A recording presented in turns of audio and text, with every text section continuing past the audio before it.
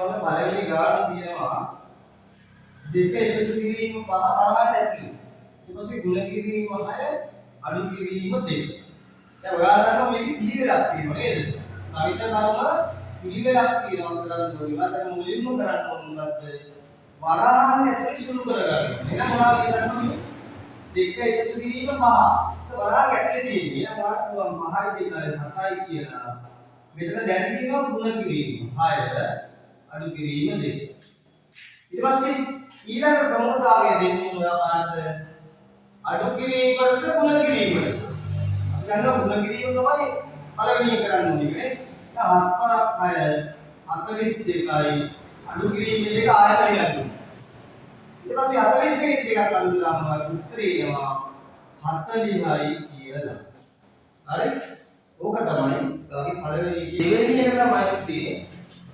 දෙවෙනි එක තමයි මෙන්න මේ සංඛ්‍යා ටික සංඛ්‍යා රේඛාව ඇඳලා ලකුණු කරන්න කියලා කියනවා. දැන් ඔයා සංඛ්‍යා රේඛාව මුලින්ම අඳින්න. අඩිවිදුල කියලා නේද? මැද බිඳුව මොකද ඍණ පැත්තේ තමයි ඍණ 3 ලකුණු කරලා තියෙනවා. මේ පැත්තේ ලකුණු ඍණ 3 ඈතින් තියෙන්නේ. ඈතින්ම ඍණ 3 තියෙනවා නම් ඔයා එක සමාන දුර ඇරලා ලකුණු කරන්න. අපි ඍණ 4ක් වෙන තව එකක් දානවා. ඊපස්සේ ධන පැත්තට බැලුවොත් ධන 4ක් තියෙනවා නේ. එහෙනම් අපි ධන පැත්තට දාගමු 5. හැබැයි සමාන සුදු. එක අපි ධන කියනකොට දාන්නේ නැහැ ලකුණ නේද? දැම්මත් කරති නෑ නොදැම්මොත් ඒක ධන තමයි. හරි? එහෙනම් ධන 2 ධන 3 ධන 4 ධන 5. ඔයාලට ලකුණු කරන්න කිව්වම ඔයා ඉස්සරහම බලන්න මොකද්ද? සංඛ්‍යා ක්‍රියා බැලුවා. ඍණ දෙක කොහෙද ඉන්නේ කියලා. ඍණ දෙක ඉන්නේ මෙතන. එහෙනම් එයාගේ සමහරවිට මෙහෙම ලකුණු දෙනවා. කරන්නේ. මේ සංඛ්‍යා රේඛාව මත තමයි ලකුණු කරන්නේ. ලකුණු මෙතන. ඊළඟ තියෙන්නේ ධන 3. ධන 3 ඉන්නේ පුතා මෙන්න මෙතන මේ. මෙන්න. එයාගේ මත. ඊට පස්සේ බිඳුව ආයා මෙතන.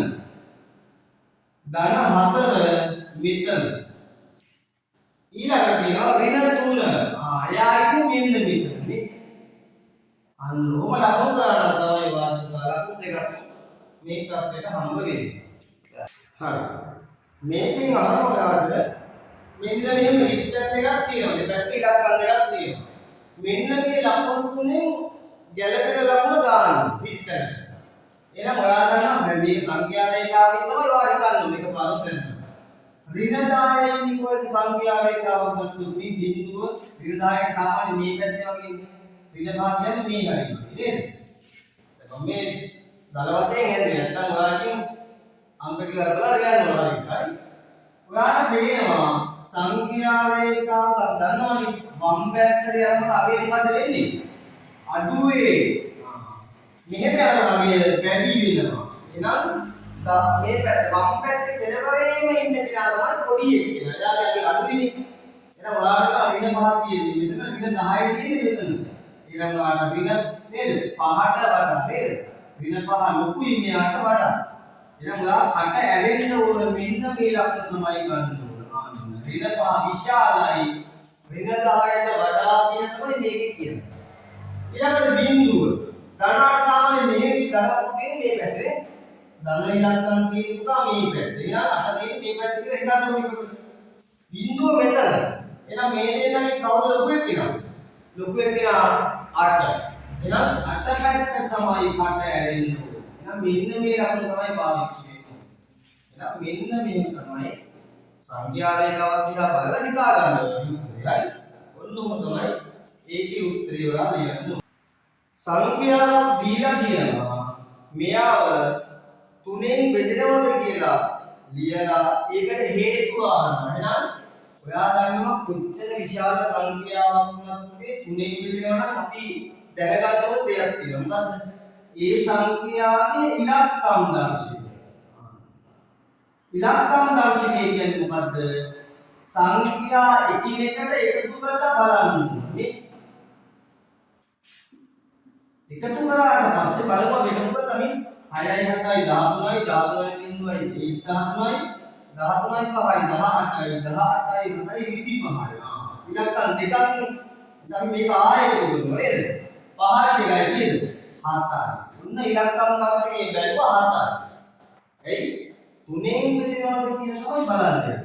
අපි දන්නවා 3න් බෙදෙනවා නම් ඉලක්කම් දර්ශකයේ එන්නේ මෙන්න මේ ඉලක්කම් 3 විතරයි. ඔන්න ඔය ඉලක්කම් 3 ආවම ඉලක්කම් දර්ශකයේ එයා 3න් බෙදෙනවා. එහෙනම් ඔයා මේක ලියනවා මොකද අහනවනේ 3න් බෙදෙනවද කියලා. 7 ආපු නිසා මම කියනවා මොකද 3න් නොබෙදී. ඇයි හේතුව? හේතුව ලියන්න ඕන ඉලක්කම් දර්ශකය නේද? ඉලක්කම් දර්ශකය 3 6 9 නොලැබෙන නිසා තමයි නොබෙදී කියලා දාන්නේ. ඔක තමයි හේතුව විදිහට පුතා දාන්න ඕන. හරි. අපි ඊළඟට බලමු ඔය වගේ. හරි? දැන් පස්වෙනි ගාන. මේ බලන්න පස්වෙනි ගාන. කොහොමද පස්වෙනි ගාන කියන්නේ? මෙන්න මේ. පහ බලමු. පළමුවන සමචතුරස්‍ර සංඛ්‍යාවේ සිට පස්වන සමචතුරස්‍ර සංඛ්‍යාව දක්වා සමචතුරස්‍ර සංඛ්‍යා පිළිවෙලින් ලියන්න.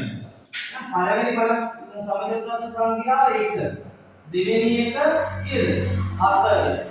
ඊළඟට 9. ඊළඟට 16. ඊළඟට 25. ඔය නම් තව පුළුවන්. කොහොමද?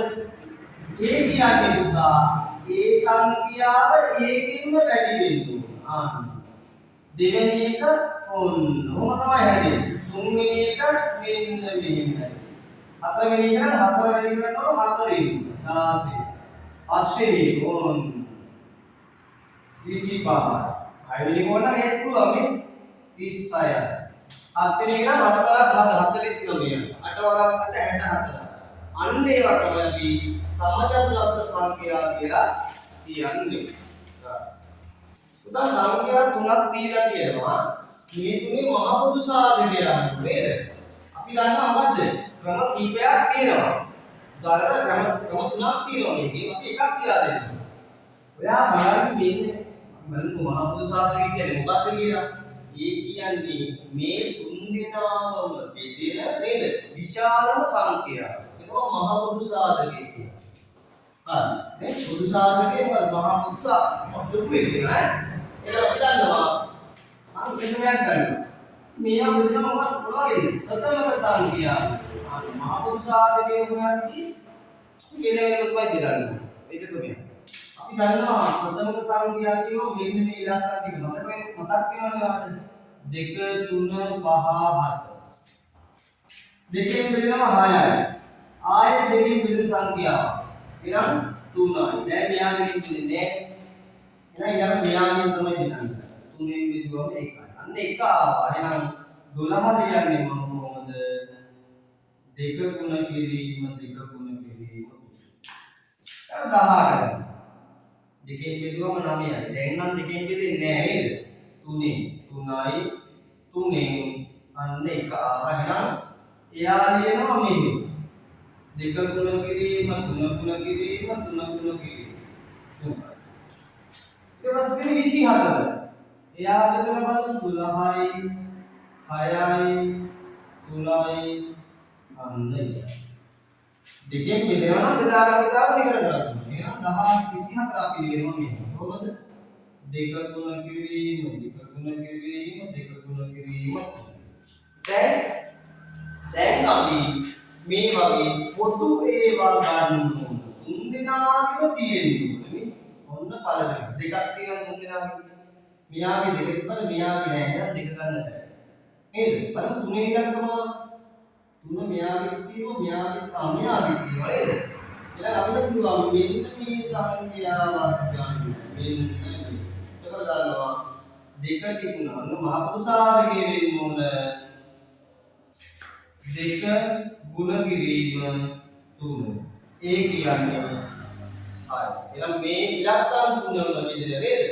විශාලතම සංඛ්‍යාව තමයි 6 කියන්නේ කියලා තමයි ඔය මහ පොදු සාධකයෙන් අපෙන් අහන්නේ. රයිට්? උලකයක් දීලා තියෙනවා සතරවරහන් තුන ලියලා නේද? සතරවරහන් දාලා තියෙනවා. රතු, තැඹිලි, කහ, කොළ, නිල්, ඉන්දිගෝ දා. ඒ දෙන්නේ පාට නේද? ඒ ටික එයා අහනවා ඉහත ඒ කුලකයේ මෙන්න මෙයා. දක්වා ඇත්තේ කුලකයේ දැක්විය හැකි ආකාර තුනක්. ඒ තුනේ එක ආකාරයක්. අපි දන්නවා තුනක් කියලා. ඒ රූපේක පුළුවන් නේද? වටනයෙන් විස්තර කරන්න පුළුවන්. මේක තමයි අනිත් ක්‍රමය. අහන්නේ මොකද්ද? ඒක ආකාරය ලියන්න. මේ මොකද්ද?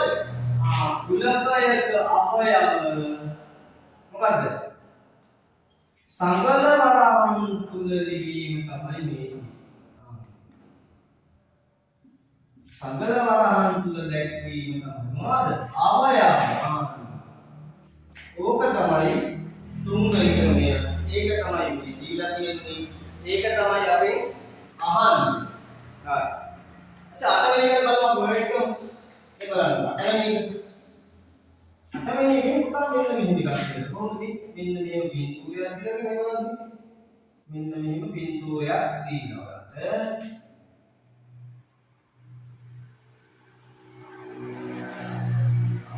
මේ දෙපැත්ත මේක වගේ තියෙන්නේ. අහනවා සමමිතික. මේක සමමිතික රූපයට යන්නේ සමමිතික අක්ෂ සියල්ලම ඇද දක්වනවා. ඒ කියන්නේ මොකද? සමමිතිකයි කියන්නේ නේද? දෙපැත්ත නේද? දෙකට බෙදෙන. හරිමනේ දෙකට බෙදෙන. හරි? හරි. එතකොට කොහොමද බලන්න වෙන්නේ? ඔයාලට පේනවා මෙන්න මෙහෙම එකක් කියෝ. දෙකට බෙදෙන. මෙයා ගිහලා අරයට කරනවා නේද? තව තියෙනවා සමසමව දෙපැත්ත තියෙනවා. මෙතනින් මේව නැමුණා මෙයාගේ උඩ ගැටෙනවා. එහෙනම් මෙයාගේ සමමිතික අක්ෂය දෙකක් තියෙනවා. ඒ දෙක මෙන්න මේ විදිහට ඇදලා පෙන්නුවා නම් ඔයාට ලකුණු ටික ලැබෙනවා. හරි. අපි ඊළඟ ලකුණු ටික අපේ එකම නේද? 9යි 10යි ලේසි. මේවා තියෙනවා හතවසල. හරි? හරි. 9 වෙනි එකේ 625 9 625 පරිහි බලයක් ලෙස උදාන ගාන අහන්නේ පරිහි බලයක් ලෙස ලියන්නලු. ඒ කියන්නේ මේ බලන්නේ කියන්නේ පහ ඊපාරක් වැඩි කරලා හරි 625 එනවා කියන්නේ. අපි බලමු ඇත්තට මේ පහ ගුණ කිරීම නේ 5 වරක් 5 25 25 වරක් 5 125 125 වරක් අපි බලමු 625 එනවා මොකද අපි බලමු මේ තුන වැඩි කරාම එනවා 125 එහෙනම් පහෙන් ගුණ කරන්න 5 වරක් 5 25යි දෙකක් ඉතිරි 10යි 2යි 12යි එකක් ඉතිරි 5යි 1යි 6 ආයෙනවා නේද එහෙනම් මෙහෙමනේ අහන්නේ බලයක් ලෙස කිව්වොත් පහේ බලයක් ලෙස කිව්වොත් ලියන්න ඕන පහේ කීනි බලයද 1යි 2යි 3යි 4 හතර පාරක් ගුණ කර කර ලියනවා තමයි මෙන්න මෙහෙම අපි බලයක් ලෙස දක්වන්නේ. හරි. දක්වන්න. ඊට පස්සේ බලන්න මේක. මොකද්ද?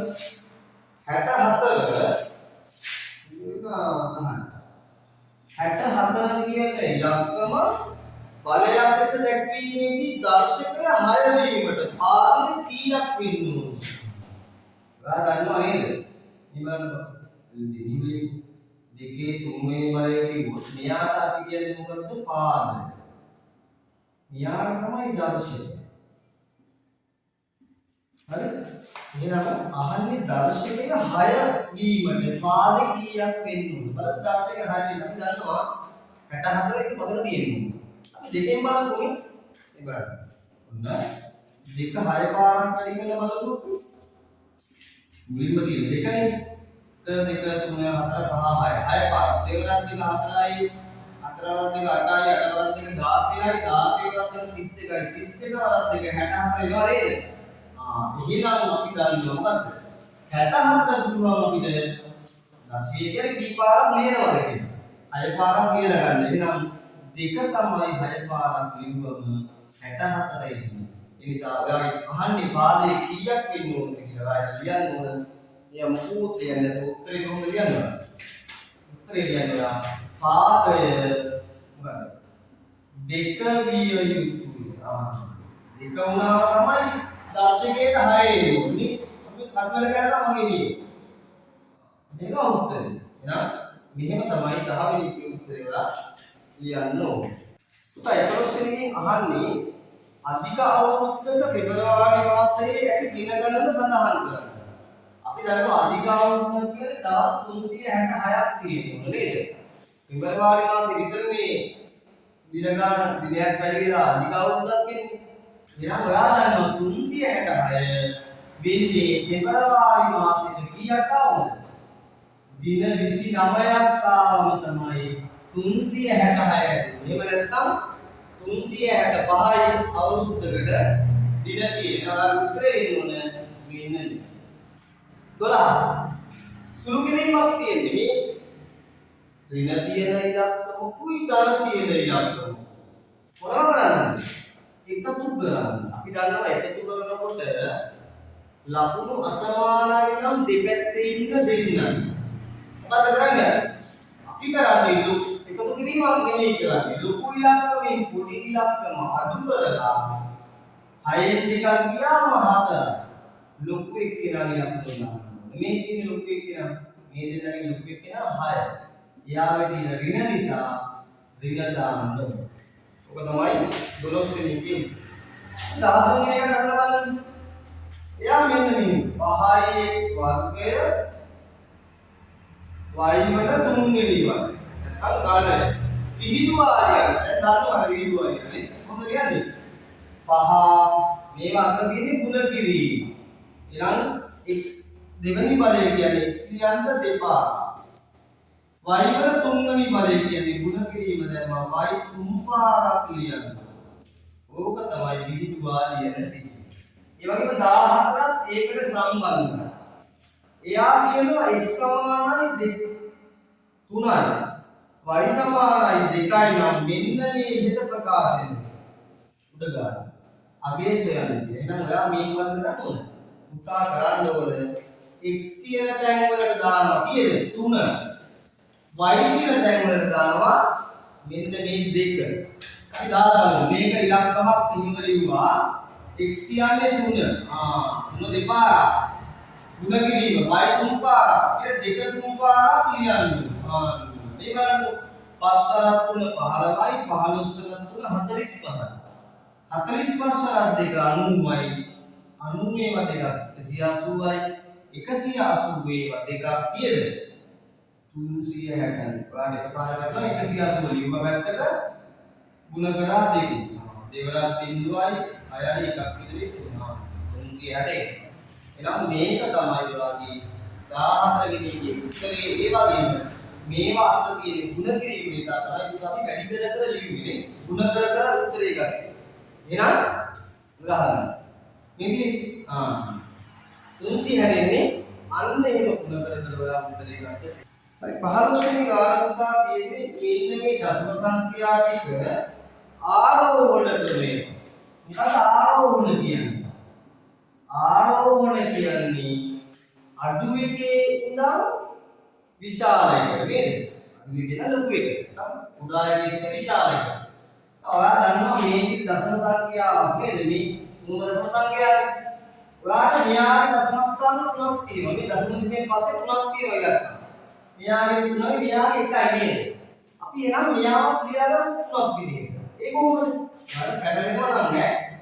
5.3 පුතේ අපි අගට දශම දිගෙන් පස්සේ ඉලක්කම් වල අගට බිඳුව දැම්මට අගේ වෙනස් වෙන්නේ නෑ. එහෙනම් එයා එහෙම. ඊළඟට ඉලියා නේද? 0.2 7 මෙයාගේ 5.7යි බිඳුව. ඔක්කොම පහේ පූර්ණ සංඛ්‍යාව දශම සංඛ්‍යාවල මෙතනනේ මෙයාට කියනවා මොකද්ද? පළමු දශම ස්ථානය. මෙන්න මෙයා. එයාගේ බලන්න වැඩිම ඉලක්කම කියන එක තමයි ලොකු එක්කෙනා. කුඩාම ඉලක්කම කියන කෙනා තමයි කුඩා එක්කෙනා. එහෙනම් මෙයාගේ බිඳුව කියන්නේ මෙයා තමයි චූටි. එයා තමයි මුලින් ලියන්න ඕනේ. ඇයි? ආරෝහණ නිසානේ. අඩු එකේ සිට වැඩි එක. ඊළඟට මෙයා තමයි. අපිට එයා තිබ්බේ ඔහොම නෙමෙයි. එහෙම අපි එහෙම ලියමු. මේක ලියාගත්ත ඔයාලට තේරෙන්නේ. ඊළඟ කෙනා තමයි මෙයා. අනුන ඔහොම ලියලා තිබ්බනම් ඔයාලට ලකුණු හම්බෙනවා. හරි? 16 x සමානයි 7 ආදේශ කරන්නු 15 වෙනි x ඒක ආදේශ කරන්නු. එහෙනම් ඔයාලගේ x කියන දන්න මෙන්න මේ දීලා තියෙන ඉලක්කම දාන්න. 15 අඩු කිරීම 7 15 7ක් ගියා උදාහරණ කීයද උත්තරේ 8යි එහෙනම් 8යි තමයි උත්තරේ 17 මේක 6 අසල ගන්න කොහොමද වටේ ඉන්නේ කොහොමද තියෙන්නේ 79 17 79 තියෙනවා 25 තියෙනවා මෙයාලා ආසන්න 10 ගුණාකාරයට වටයක් දුන්නා එහෙනම් මේ 79 කියන්නේ ලබක 10 වෙනි ගුණාකාරය කීයද 80 අන්න 25 කියන්නේ 25 කියන්නේ පුතේ අපි දන්නවා නේද 25 ඉඳන් 34 වෙනකම් තියෙන්නේ පහ දිනුවොත් අවසානයේ එක ස්ථානයේ එයා උඩ පැත්තට තියෙන 10 ගුණාකාරයක් තමයි ගන්නේ නේද එහෙනම් ඔයා ගන්න ඕනේ මෙයා කීයද දැන් හිතන්න මෙයාගේ ඉලක්කම මෙන්න මේ හරිද 25 26 27 34 වෙනකම් 30 තමයි 10 ගුණාකාරය නේද 25යි 24 තිබ්බනම් අපි ගන්නේ කීයද 20ට තමයි ගන්නවා 18 වෙනි ගන්න 24යි 561 යන සංඛ්‍යාව 9න් බෙදෙයි කියලා හේතුව. අපි දන්නවා නේද? 9න් බෙදනකොට ඉලක්කම ඕන දිග ඉලක්කමක් අපි බලන්න මොකද්ද? ඉලක්කම් දර්ශකේ බලන්න. එහෙනම් අපි මේ ටික එකතු කරලා බලමු. 4යි 2යි 6යි 6යි 5යි 11යි 11යි 6යි 17යි 17යි 18යි එහෙනම් ඒ දෙකත් එකතු කරලා බලන්න ඕනේ 8යි කීයද 9 ඉලක්කම් දර්ශකය 9 එනවා නම් ඒ අනිවාර්යෙන් එයා 9න් බෙදෙනවා 9 විතරයි එන්න ඕන 9න් බෙදෙන්න 3න් බෙදෙද්දි තමයි 3 6 9 ඉලක්කම් 3ම එන්න ඕන 3න් කැමති එකක් මේ 3න් එකක් එන්න ඕන ඉලක්කම් දර්ශකයේ විදිහට ඒක මෙයාගේ උදා 9 එනවා කියන්නේ මොකද්ද එයා 9න් බෙදෙනවා එහෙනම් උත්තරේ ලියන්න ඕන 9න් ඉන්නේ කොහොමද ලියන්නේ ඉලක්කම් දර්ශකයේ 9 එන නිසා මෙව සංඛ්‍යාව 9න් බෙදී. එතකොට හේතුවත් එක්කම තියෙනවා. මේක තියෙන්න ඕන උත්තරේ. මේක තියෙන්න ඕන. එතකොට මේ බලලා ගියාට තේරෙන්නේ ඔයාලා උත්තරේ නේද? ඔයා හරියට මේකට හදලා තියෙනවා කියලා නේ. 19 බලමු. 19 කියනවා පුතා. දර්ශකාකාරී. මේ බලන්න දර්ශකාකාරයෙන් මේක බලන්න මොකද්ද? ඒ අකුර තියෙනවා 6 පාරක්. ඒ කියන්නේ A වල 6 වෙනි පාර. B අකුර තියෙනවා B පාරක්. 1 2 3 4 පාරක්. B කියනවා 4 පාරක්. ඒ නිසා මෙතෙන් වෙන්න ඕනේ මුණ කිරීම. ඇයි? මුණ කිරීම නිසා නේද? දර්ශකාකාරයෙන් ලියන්නේ. එහෙම ලියන්නේ නැත්තම් පුතා මෙහෙම ලියුවත් මේක හරි. A වල 6 වෙනි බලය B වල 4 වෙනි බලය. ඇයි මේ අකුරු අතර තියෙන්නේ ಗುಣ කිරීම. ඉලක්කම් කිව්වොත් එහෙම නෑ. හිතන්න මේක නිකන් දෙකේ 3 වෙනි බලය නම් අනිවාර්යෙන් ಗುಣ කිරීම දාන්න ඕනේ. මේ ඉස්තෝනේ බලන්න. 20 42.5 ග්‍රෑම් මිලිග්‍රෑම් වලින් ලියන්න. මේක ඉස්සරහා පාඩමක්. හැබැයි දාලා තියෙනවා. පේපරේ. එහෙනම් මේ ඔයා දැනගන්න ඕන සම්බන්ධයක් තියෙනවා. එක ග්‍රෑම් එකක් සමානයි මිලිග්‍රෑම් කීයද? 1000. එහෙනම් ඔයාට පුළුවන් මිලිග්‍රෑම් දැන් 42.5 ග්‍රෑම් 42.5ක මිලිග්‍රෑම් ගන්න මොකද? මෙන්න මේ 1000 වැඩි කරන්න ඕන පුතා මෙන්න මේ 42.5 දශම වැඩි කරනකොට ඔයා දන්නවා මොකද්ද?